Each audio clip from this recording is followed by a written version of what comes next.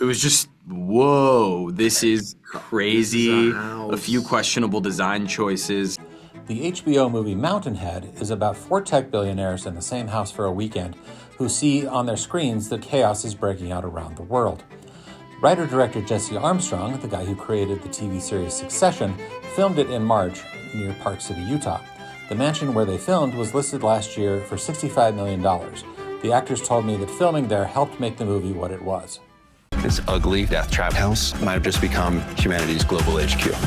Boom. How funny it is that in the beginning we walked in and we were like, wow, mamma mia. Steve even said, no one's going to think this is a real place that we're shooting in because this house and that view are so perfect. It looks, people are going to think this is fake.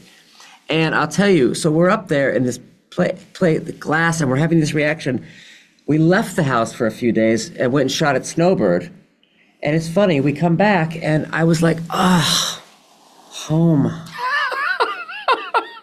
It's back. Good to be back. Like, it's funny how quickly we had our own little favorite couches and places we liked. And it became our, how quickly it can go from this, oh my God, to like a place that's like, you're glad to be there and you have your spots and your routes through it and stuff and your favorite bathroom. Yeah, we acclimated very quickly. Yeah. We could very easily embrace the billionaire lifestyle, is the point. Totally. I think 60% of the house is built for recreational areas. Yeah. Like, you don't need to leave. If you want to play basketball, you can play basketball on your full court downstairs. Or if you want to go rock climbing, you can go rock climbing on your wall. Or bowling, ping pong, shuffleboard. And then the view, right? It's like you are, it is so nestled in nature despite being this kind of incredibly man-made structure. It's the most man-made house I've ever been in terms of just the sheer kind of, opulence. But then it is nestled right in the heart of nature. And so that juxtaposition is so cool. Well, the house is a character. It is. Yeah, I think that's true. Yeah, just its vastness and there's like a solitary nature to that house too. Like you feel like you're away from everything in that house. It is your own world right there. So as the story progresses and they become more and more isolated from the rest of the world, you really feel it. You really feel like this is their bunker in a way. And it's called Mountainhead. That house, it has a feeling like it's the only home there at the top of this mountain. It has an unobstructed view, which I always found kind of haunting in the movie. Yeah. Because you can you just see the emptiness. And then when we cut outside and you see the camera coming in, it's a kind of like this creeping feeling. And when we read the script, the whole thing is in this house. And when they showed us the photos of the house, I was like, well, there it is. That's it. Done. Yeah. If it wasn't that house, it wouldn't have been this movie. No. And I think also, by the way, this house informed scenes in the movie. Definitely. How so?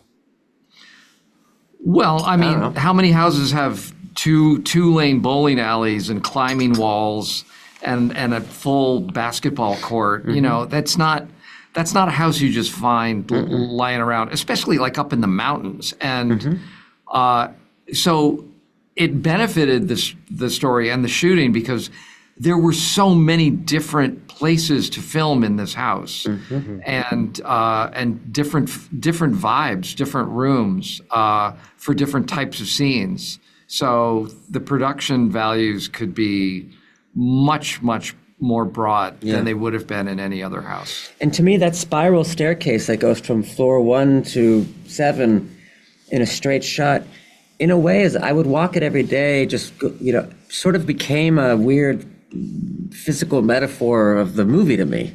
What is it that makes Park City a good place to ride out the apocalypse? Park City's adorable. And these people are not. So I think it was nice to be in a cute, charming, sweet place. And the sheer altitude, right? I mean, the whole thing is an allegory, and I think about how many of us are in the comfort of our homes and watching suffering happen, on our phones, and these guys are in a home that is at a much higher altitude, and the stakes of that suffering is much higher for them because they're actually directly responsible for it. And so there was something about the luxe isolationism that I think was really symbolic that, you know, you get in Park City. I love it there. I've been going up there for years. My kids learned to ski up there. It's my favorite place to go. And when I found out that the icing on the cake in terms of doing this movie, that we got to shoot there. It's beautiful. It's serene. Best skiing I've ever had in my life. I grew up on the East Coast, and it's like heaven there. I just love it. The people are kind and nice, great food. Across the board. If I could film everything in Park City, I would. My character's very passé about all of it. Like, seen bigger, seen better, you know, none of the trappings of that mean anything really to any of these guys, maybe except your character. But yeah, they've sort of seen it all. Like material things just to have no meaning, the nice cars and the plane, whatever. They're so far beyond that. It's not, their lives aren't even about that. That's just incidental. The house is a character, to be sure. And one of the things, I think Jesse said this early on, was, you know, I think he said this to me, it's like, he was like, when you walk in, there's nothing impressive about this.